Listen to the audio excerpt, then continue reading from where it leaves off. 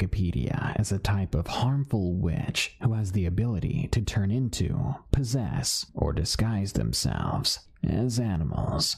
The following is a compilation of 66 skinwalker sightings I've recorded, all together in one 5-hour video for your viewing pleasure. Also, as a thank you for 300,000 subs, I've included a download link in the description so you can take this extra long feature on the prowl. Thank you, and enjoy. The Black Figure, submitted by Britt. My name is Brittany. I'm 13 years old and I'm your average teenager. Lately I've been seeing these black figures, and it all started way back in 2012. My dad worked at a dairy farm, and the farmers he worked for let him live on site in a trailer that wasn't too fancy. It really all began when his boss told him that one of his coworkers wanted to trade houses, basically a house swap. So of course my dad asked why, and his boss told him that the coworker said he has been seeing spirits, and it has been creeping him out, so his family wanted to move out. Eventually, my dad agreed, and they swapped houses. The first night I slept there, though, I felt like something was watching me, but I just assumed it was normal for me to feel alone and scared because in all the other houses I lived, I shared a room with my sister, and now we both had our own rooms. So I wasn't used to being alone like this. That's why it was easy to shrug it off, and eventually I went to sleep. A week later, everything felt normal and everything was just happy. But that was before I saw something. I saw this black figure just outside my bedroom window, and it scared the hell out of me. I ran out of my room and into my sister's, and she asked what the heck was going on. I said I saw something, but then I thought about it, and when she asked what it was, I told her it was just a scary bug. I didn't want to seem like a wimp or paranoid. 1 year later, we moved out to this new house right by the reservation at that time. I didn't know about skinwalkers and all that crazy stuff. And when I saw these black figures, I got scared, and I would just shrug it off like normal. I mean, I didn't know what they were, and so far I was the only one seeing them.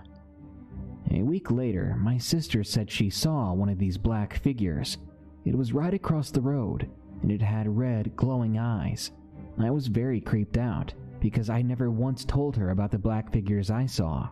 But I've never heard of them having those red eyes before. 1 week after that, my sister and I stayed up all night hoping to scare the hell out of my dad when he came home. He worked night shift and he would get home around 5 in the morning. So my dad pulls in the driveway that night. The first thing we notice is that he's driving way faster than usual. We saw him literally run up to the door and we could hear the keys jingling around on the outside, like he was in a straight up panic or something. It sounded like something beat us to scaring him. He opened the door and my sister continued with the prank, jumping out at him and trying to surprise him. My dad literally screamed and almost punched her. I turned on the light at the right moment, because if I didn't, I'm sure my dad would have knocked her out.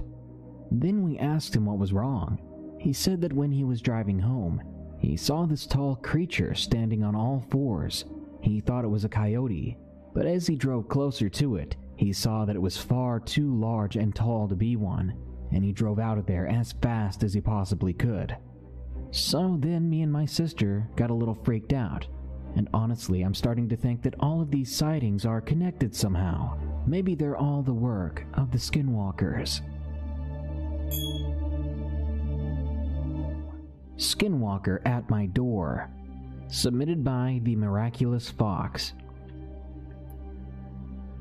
I sort of draw to the supernatural, and this story is about an encounter I had with a skinwalker. I live in southern New Jersey, very close to the Pine Barrens, home of the Jersey Devil. I'm sure you've heard of him. My backyard is pretty big. It has a large deck and a pretty big fenced-in yard. The fence backs up to a wooded area. There was always deer running around back there, owls, and even bats. On this particular night, I awoke out of a deep sleep to a tapping noise on my window. I had to have been about 8 years old at the time, and the constant presence of spirits in my room was enough for me to be too scared to investigate any sort of noise in the middle of the night. So I stayed put, just shivering under my covers, not quite sure what to do. I peeked through the blankets just enough to see what looked like a tall, thin figure standing at my window. You see, my room was in the middle of my house, and my window faced the wooded area just behind it. I waited a couple of minutes, and the tapping eventually stopped. Then, not a moment later, I heard a voice calling my name, a familiar voice. It was my mother's, but at the same time it wasn't. It sounded so scripted. I heard more tapping and the voice still calling, but the voice slowly drifted to the back door. The back door was in the kitchen, and it led out to the deck. I mustered the courage to get up, and I tiptoed to the edge of the kitchen doorway. I know I saw a figure at the back door window in the shape of a woman. It was tapping at the glass and calling my name in my mother's voice still. "Kelly dear, please let me inside," that thing said to me. It sounded as if it was projecting the voice straight into my head. I was a smart kid though. I tiptoed to my mother's room and I quietly opened the door. And there she was in bed, softly snoring. I noped my way right back into bed and I hid under my covers. Sure enough, the tapping at my window started again, but I did not dare look. Eventually, I fell asleep to the tapping, and when I woke up in the morning, I told my mom what had happened. She frowned at me and rubbed my head, sighing. "You have such an imagination," she smiled, and continued doing whatever she was doing. I went outside the next day in the morning, and there were footprints on the ground where my window was. I showed my mom, yet she was still skeptical, but she let me sleep in her bed that night, and we said a prayer together before we went to sleep. That was the only time that ever happened, and I hope I never have to see that thing again, the thing that I believe was a skinwalker. My experience with a skinwalker. Submitted by Anonymous. I've never been a person to think that skinwalkers are real. That is, until 1 week ago. Last week I went camping with my mom. We were at Strawberry, Arizona, if I remember correctly. We were going to be camping for the weekend, starting Friday night to Sunday afternoon. We arrived at about 6 o'clock and it was already dark. My mom started a small fire and we got working on putting up our tents. We were done about 30 minutes later. We had our dinner, some s'mores, and went to bed. I woke up at 10. I needed to go use the bathroom, so I got out a flashlight and went to pee. A few moments later, I began to walk back to my tent. I heard something scratching on what I assumed was wood. I stopped and I looked around, but there was nothing there. I jogged back to my tent and got in, and only a few moments later, that scratching came again, but it was closer now, way closer. After a minute or two, it went away, and I went to sleep a few minutes later. I was awoken to a loud screech. It sounded like it was within 20 feet of us. I didn't dare go out there with whatever that thing was. I was still half asleep, so I turned on my flashlight and I pointed it to the walls of the tent. Big mistake. It was attracted to the light and it walked towards it. I saw the silhouette of the thing come into view. It was a very large figure. Everything about it seemed human at first, and then I noticed the fingers on this thing. They looked to be claws. The height of it was larger than any person I've ever seen, and its legs weren't human either. There looked to be a fur about them, as if it was some sort of goat. It started scratching on my tent, creating holes in it. I saw a part of the tall figure. Its legs were, as I described before, goat-like. I did what anyone would do in this situation. I screamed. The thing scratched at my leg, and then the creature started to shrink. This is the best way I can describe it. And only a moment later it took on the form of a wolf, but still on its back legs, the thing took off. Immediately I got a first aid kit, and I wrapped my leg up. The damage wasn't too bad. The cut itself wasn't that deep, but it did bleed for a while. After that, I got out of my tent and went to my mom's. I told her that we needed to leave now. And within 15 minutes, everything was in the car, and we drove out of that place. It was probably 3 in the morning whenever this happened, and we made it home only a couple of hours later. Run. Submitted by Alex. This is an account of something that occurred 2 years ago now. Something that cannot be logically explained to this day. I live in northern Illinois in a nice neighborhood. There's good people and a pretty boring atmosphere. Normally, nothing weird ever happens around here, but this is a definite exception to say the least.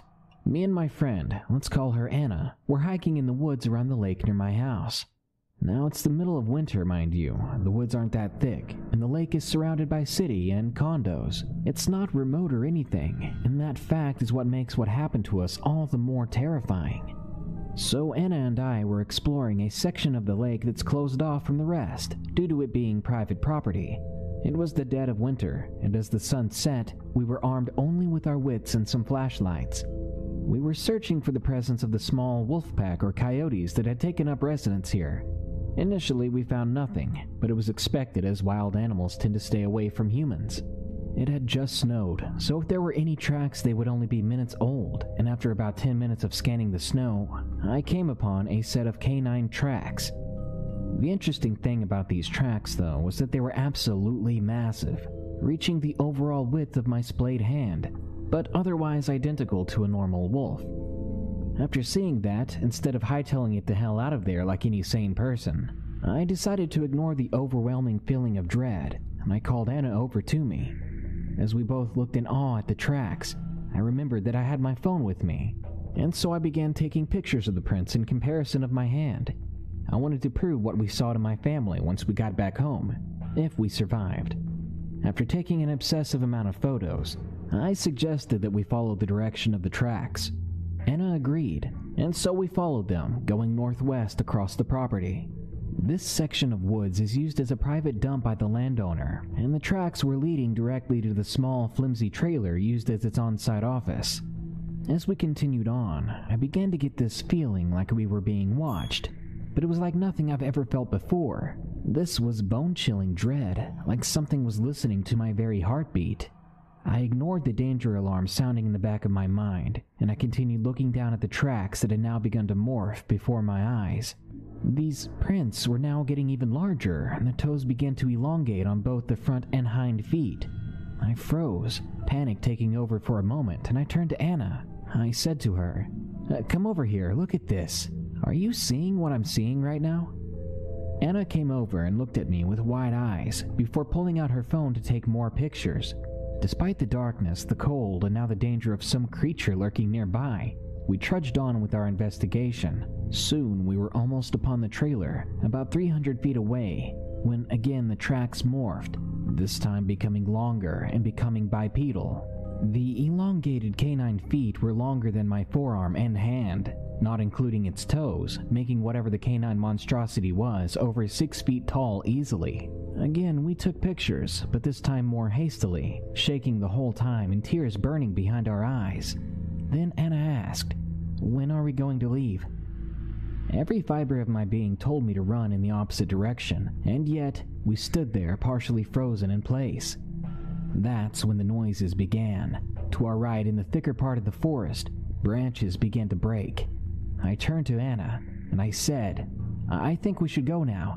With that, we began walking away, but it was short-lived. As soon as we started walking, whatever inhabits that lake, it knocked over a small tree, uprooting it completely. The sound terrified us and drove us to sprint towards the bent fence that leads out to my street. As we ran, there were solid footsteps behind us. Neither of us dared to look back, and we flew over the uneven ground, unleashing curses as we did so. Once we made it to the small hill where the fence lay bent, Anna scrambled up and leapt to the other side. I bounded up the hill, but ended up falling down over the fence onto the pavement of the street, getting up as fast as possible. "Alex, get up, run!" Anna screamed at me as she looked back at whatever was behind us. And with that, I shot back up to my feet, and we rocketed down the block. We busted through my door into the kitchen and sat down at my table, shaking and panting. My little brother came out to see what the commotion was,